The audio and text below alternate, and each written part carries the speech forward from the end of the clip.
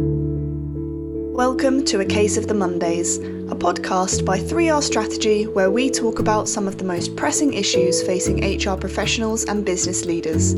From fair treatment of employees to fostering transparency in the workplace, we'll explore how to create an environment where people don't just have to come to work, but want to. So, if you're feeling blue, tune in and join the conversation so you don't end up with a case of the Mondays.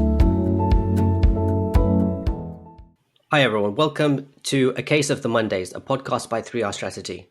I'm your host, Ramiz Kaleem, author of Case of the Mondays, and today is part 2 of Faith and Diversity. And in this episode, we're going to be discussing and reflecting on what was said in episode 4 of the podcast, Faith and Diversity, with our guest, Sahar Zahid, who was head of diversity and inclusion at Haberdashers Boys School. I'm joined by my colleagues, Tracy Hodgson and Emma Wiltshire, and we're going to be reflecting on what Sahar said and how we as HR and leaders can do things that are practical in the workplace to support our colleagues when it comes to faith and diversity. So before we get into the discussion, I would like to ask both Tracy and Emma, what was your main takeaway? And let's start with you, Tracy. What was your takeaway and the one thing that you really remember from that podcast and with Sahar? Oh, it's really hard actually to pick one thing. But I would say, it was key when she said there's just a lack of information out there about some of the topics, and therefore there is a sense of people being afraid to ask as well. So it's like, do we make people more comfortable to ask, or do we have to put lots of information out there? And it's also such a broad topic because there are so many faiths and beliefs that would be protected. But even within faiths, there's so many different variations of how that faith's applied that it can get really confusing for people, and people want to do the right thing, but are, sometimes scared about how to do that.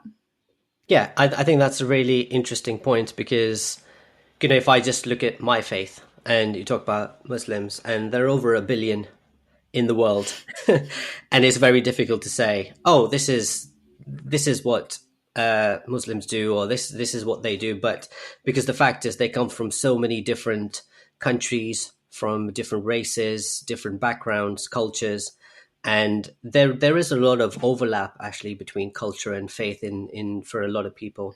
So there isn't really a single answer, and it's difficult for people within the faith at times. So I can imagine it's very difficult from people who have very little knowledge or interaction with people of faith. Emma, what about you? What was the one thing that you took away from the podcast?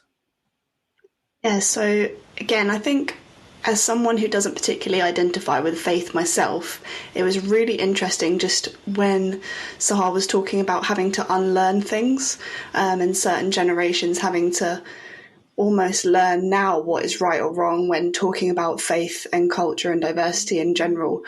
Because kind of the experience I've had growing up, I feel like I've had quite a good education when it comes to learning how to be inclusive, whether that's in the workplace or even in schools and with friends and things.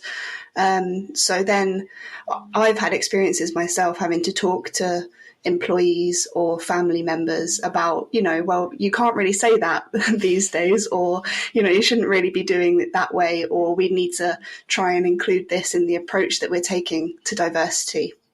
And so I think it is a case of how do we teach people the new approaches and the new ways of doing things without causing offence in that sense as well?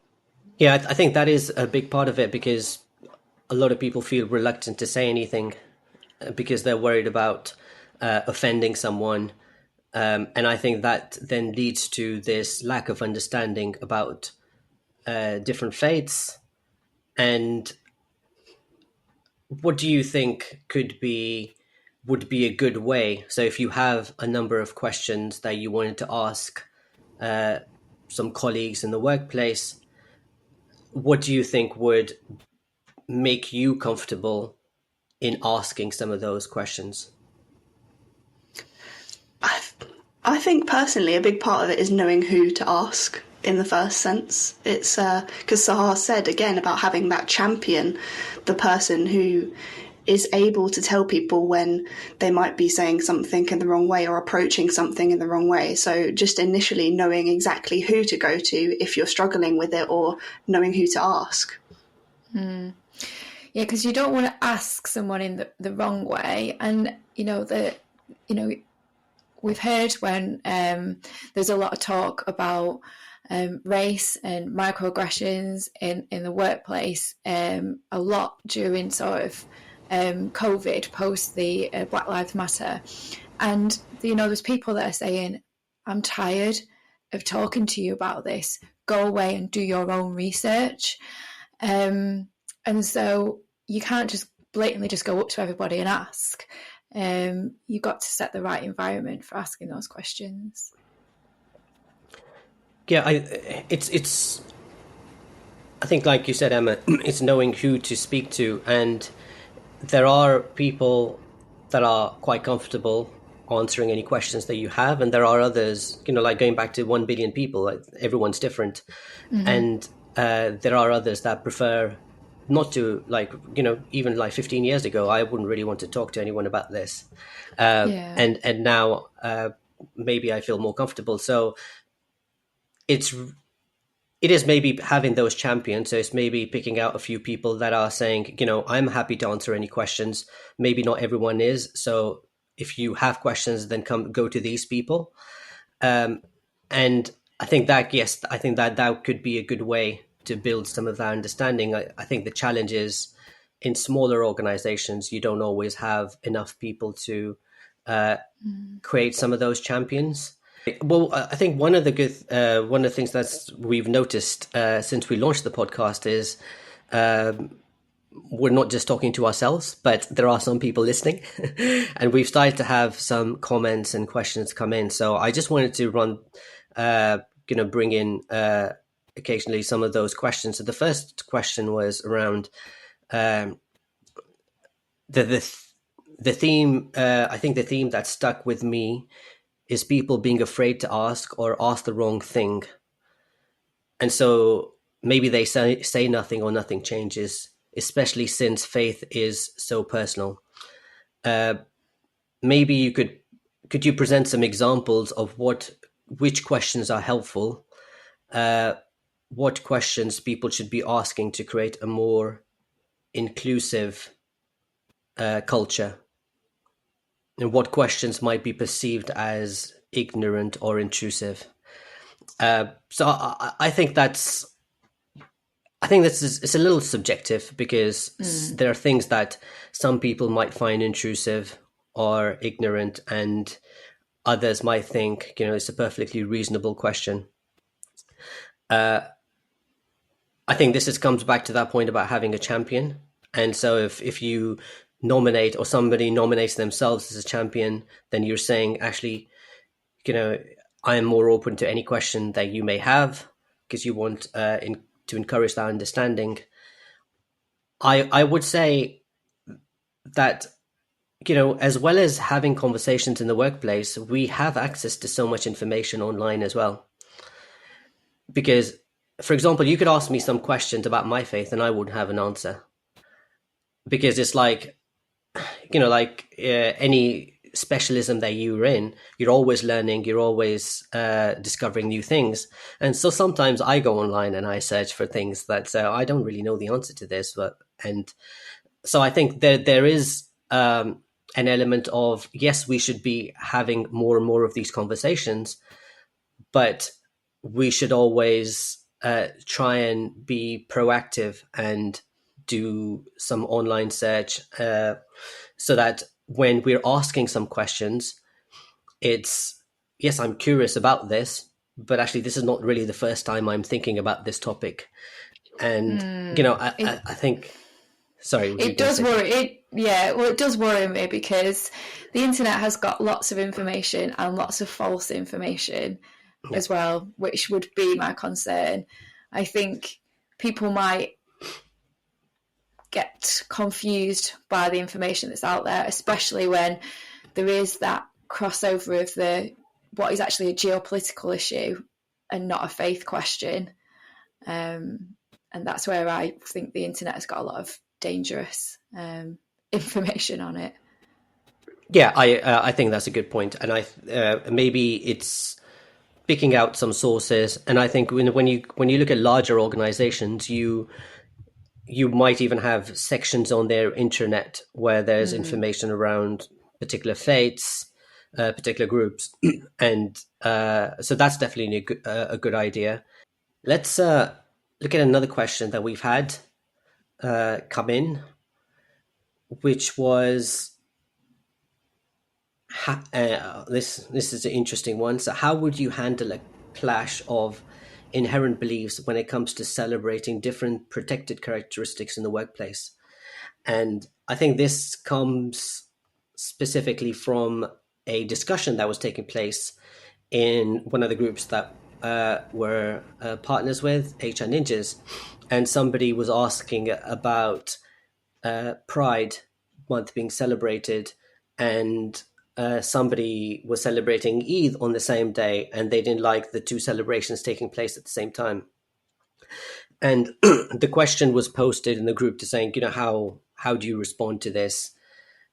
And I think this goes back to our point of there are so many different people with different views, and I don't know if that necessarily helps, because that discussion then sort of implies that this is the opinion of this faith group. And I think this is where we need more conversations taking place, because if you asked other people, they would say, well, I have no issue with this. Like, you're celebrating something different, I'm celebrating my own thing. And even though I think it comes with good intentions, it's probably leading to a lot of misunderstanding. So I think there are differences in beliefs. People are celebrating different aspects, different characteristics, but I would keep in mind that there isn't one person representing the entire faith group, or there isn't one view representing an entire faith group. In the same way as, within reward, you have 20 different opinions on what is the right way to approach pay. This is such a complex issue, and there are so many different opinions, and I think we just have to recognize that. And it's more of a personal issue than, I would say, a faith issue. So let's think about what are some of the practical things that HR can do to accommodate people of different faiths in the workplace. And I think, the very first thing is about having this conversation, because it goes back to that point around us celebrating diversity and thinking, everyone's the same, we fit in, but not recognizing that people are different. And I think when it comes to faith and race, which is very different, and cultures, we have to recognize that we might be quite similar now, but we've come from very different backgrounds and very different paths. And I think having an open conversation about that and recognizing that is really the first step. So I think the first thing is, how do we create that space where you feel I'm comfortable asking that question? So what is the one thing that you think HR could do in that space to encourage or promote open dialogue about faith? Well, maybe it's starting with the fun stuff. So is the celebrating together. I think those are perfect ways to start the conversation. So when it is all, let's celebrate, eat together, let's bring in the food, that always helps to start that discussion. And then obviously you can go down the diversity inclusion training and have faith as part of that discussion as well. But obviously there are different sizes of organisations here, different budgets, different makeups of employees.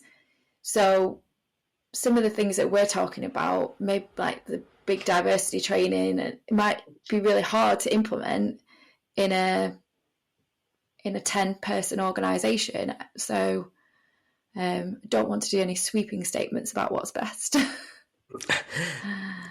I mean, the one thing I would say is, even if you're in a small organization, what's should be fairly easy to do, particularly when we're speaking to so many people remotely and online, is to organize a guest speaker, is to get somebody to come in and speak about, fasting is a good example, because actually fasting is something that can exist in most religions. It's not just Muslims that fast, because I know we fast for a month, but there are other religions where they, some of them fast once a week, and it's really getting a guest speaker in to talk about their experience. So another example, when I was used to fast in the workplace, the comment that you would get pretty much like 5 times a day, every day, is, "Oh, not even water." It's like, yeah, no water. Do you know where I think that comes from though? Is so when we were younger, we used to do sponsored fasts for charity, and you were allowed to have water in your sponsored fast. So I think that's where that comes from. or the tea rounds going for everyone, and they'd say, "Oh, Ramesh, do you want some tea?" And I'd say, "No, thanks, I'm fasting." We can't even have tea. And so that's one of those things, I think, is, when you get guest speakers or people talking about their experience, and that's something that I would say is a good place to start. Get different people of faith talking about, and you don't even necessarily have to have somebody from that faith working in your organization. It's a way of building understanding, because at some stage you might do. So that's, I would say, is the first thing.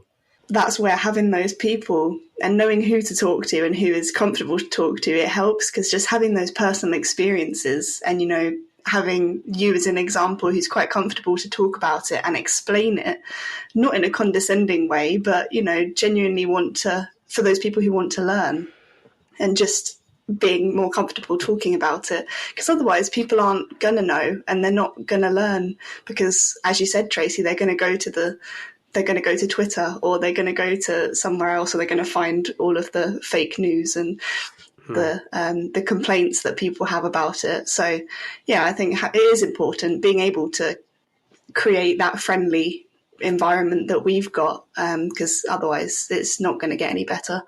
I hope you found some of those useful, and if you have any other tips that you think HR teams and leaders can implement or use to encourage a more inclusive workforce, please do email us at podcast@3r-strategy.com, and we will see you or talk to you in the next episode of A Case of the Mondays, depending on if you're watching or listening. Thanks, Tracy and Emma, and see you next time.